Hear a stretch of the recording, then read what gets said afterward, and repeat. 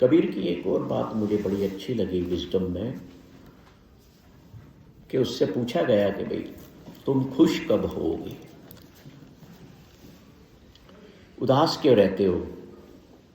देखिए, खुशी का मतलब या आनंद का मतलब ये नहीं है कि मैं चेहरे पर मुस्कुराता ही रहूं या हंसता ही रहूं।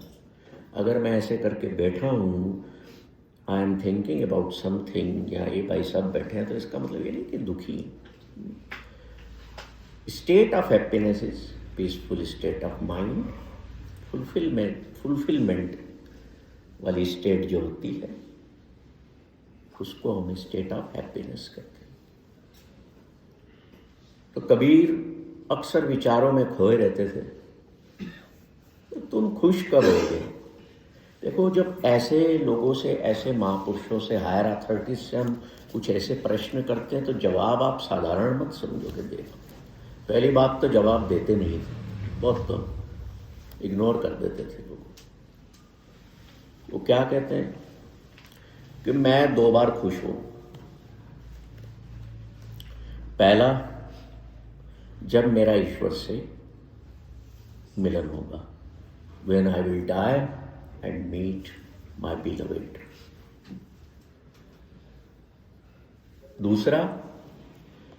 दूसरा मैं तब खुश होऊंगा जब मैं मर जाऊंगा ना, तब मेरे घर वालों मेरी शिक्षा को देखेंगे, सुनेंगे, पढ़ेंगे, जानेंगे, मंदिर जाएंगे, पूजा करेंगे। अभी तो मेरी कोई सुनता नहीं।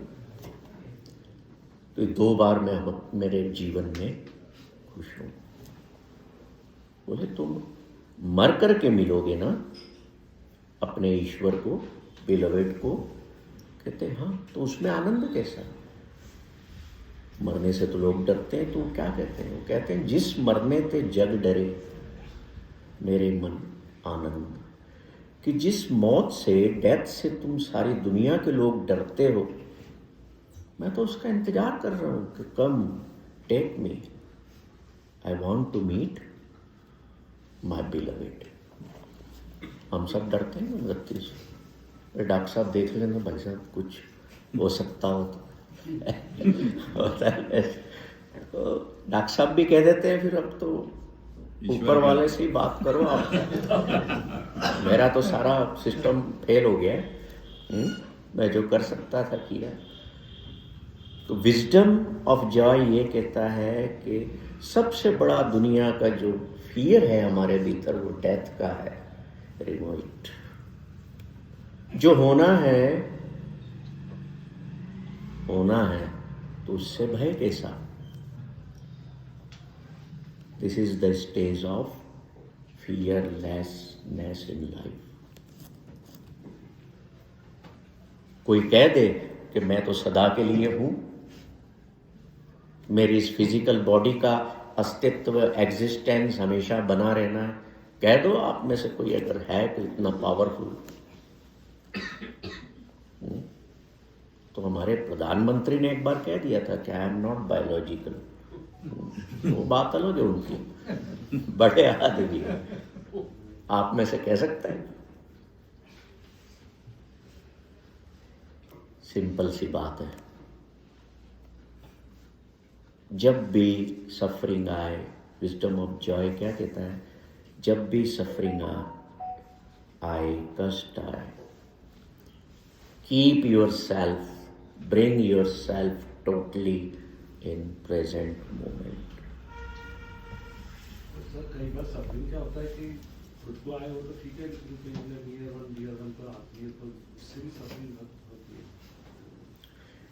सबसे पहला काम उस वक्त ये बनता है कि जब हमारे नियर वंस, लव्ड वंस पर सफरिंग आती है, तो सफरिंग पहली बात तो हमारी भी है ना। हम उस सफरिंग को फील करते हैं, कंपैशनेट नेचर हमारा होता है।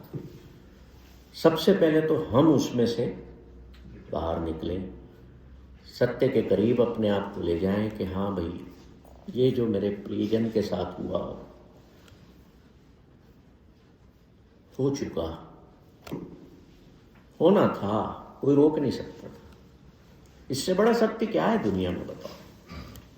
पहले मैं अपने आप को हील करूं, फिर जो ज़्यादा सफरिंग में है, देखिए सफरिंग भी इस वक्त ना दो तरह की होती है इस टाइम पर। एक सफरिंग होती है अपने लव्ड वन को देख करके दुख में होना, उसकी सफरिंग से अपनी सफरिंग क्रिएट करना, और एक सफरिंग होती है कि जो हुआ है उसका कष्ट, उसकी सफरिंग। तो हम किस सफरिंग में हैं? मान लीजिए कोई बहुत ज़्यादा बीमार है और मैं दुखी इसलिए हूं कि ये बहुत बीमार है, चला गया तो मेरा क्या होगा? Then you can not deal with the disease of that. You can not give healing, proper healing to him और हर। सफरिंग के भी कई तरह के नेचर होते हैं, एक हिडनली होती है। तो हम उस पहले सफरिंग को पहचानें, और उस सफरिंग का मेन विक्टिम कौन है, उसको हील करने के लिए जरूरी है कि पहले मैं जल्दी से जल्दी खुद को सफरिंग में से बाहर लाऊं। दुनिया में कोई दवाई शारीरिक पेन की तो मिल जाएगी, पर वो जो सफरिंग का पेन है ना, उसकी दवा एक ही है, और वो है मीट विद द ट्रुथ। शुरू में ही मैंने ये विजडम बोल दिया था कि एक ही विजडम है दुनिया में, meeting the truth. There is no other wisdom in life. तो पहले हम अपनी सफरिंग को हील करें, एक्सेप्टेंस में लाएं, आगे देखें। पीछे देखना है तो उतना ही देखना है पीछे सबक लेने के लिए, बाकी आगे देखें, और आगे भी उतना देखना है जितना मुझे दिख रहा है। मैं उसमें से अपना हल निकालूंगा। कार चलाते हो ना, रेयर मिरर जो होता है उसको कब देखते हो? कि हमेशा रेयर मिरर में ही देख करके कार चलाते हो, है ना? केवल ऐसा देखा और हटा लिया। तो we must visit the past और what is happen. Similar way, देखा, हटा लिया। और आगे कितना देखते हो? कांच में से देखते हो फ्रंट, और वो भी कहाँ तक देखते हो? जहाँ तक दिख रहा है मुझे। जितना आगे बढ़ते जाएंगे अपने आप विजन नया आता जाए। और वो सब क्या है? वो सच ही तो है कि ये ही है मेरे सामने, मेरे पर्दे पर। इसलिए इस सफरिंग को मिटाने के लिए ना हमें दो परिवार बनाना चाहिए। इसका मतलब ये नहीं कि दो शादियां कर लो आप और दो परिवार बस। This wisdom of joy teaches you have two families in life. एक तो फैमिली आपकी है ना? माता पिता हैं, पति पत्नी हैं, बच्चे हैं, बायोलॉजिकल है। यू क्रिएटेड दिस फैमिली और your father created this family. दूसरी कौन सी? दूसरी एक मेरी इनर लाइफ की फैमिली। वो फैमिली, जब मैं इस फैमिली के द्वारा किसी भी तरह के दिए हुए या हो गए कष्ट या दुख को संभाल सके, उस फैमिली को हम कहते हैं स्पिरिचुअल फैमिली, या भीतर का परिवार, भीतर का संसार। उसमें कौन होगा? माँ कौन होगी? फॉरगिवनेस, क्षमा मेरी माँ होगी। पिता कौन होगा? Contentment, will be my father. बेटी कौन होगी? Patience, will be my daughter. True love will be my son. और ये जो बुद्धि है ना, जो मूर्ख बनाती है, इंटेलेक्ट कहते हैं जिसको, it will be my disciple. उसके चक्कर में नहीं आऊंगा। माइंड जो होगा वो मेरा स्लेव होगा, मेरे हिसाब से चलेगा, मेरे भीतर के हिसाब से। अभी तो दुनिया में घुमा रहा है। वो यही कह रहा है कि तेरा बेटा ही सब कुछ है, तेरे माँ बाप ही सब कुछ है, तेरी पत्नी ही सब कुछ है। पर अगर सच का सामना कर लोगे तो बोलोगे मेरा कुछ भी नहीं है। This body also doesn't belong to me.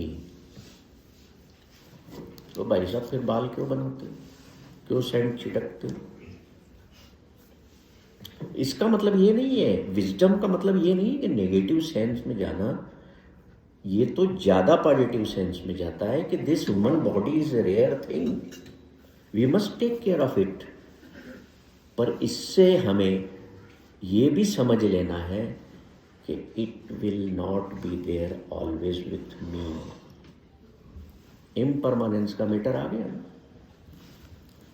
तो जहां इम्परमानेंस नेचर है, बताओ धरती पर कौन सी चीज ऐसी है जो परमानेंट है? किसी पेड़ को देखा हमेशा के लिए? होगा कोई 400-500 वर्ष का। कोई पक्षी, कोई इंसान, कोई आपकी जो नॉन लिविंग थिंग्स है ये भी खत्म हो जाती हैं, कुर्सियां भी टूट जाती हैं, भवन भी गिर जाते हैं। So the wisdom says what you have created, समझना इस बात को, what you have created, either your family, your children, your home, anything, they are all impermanent.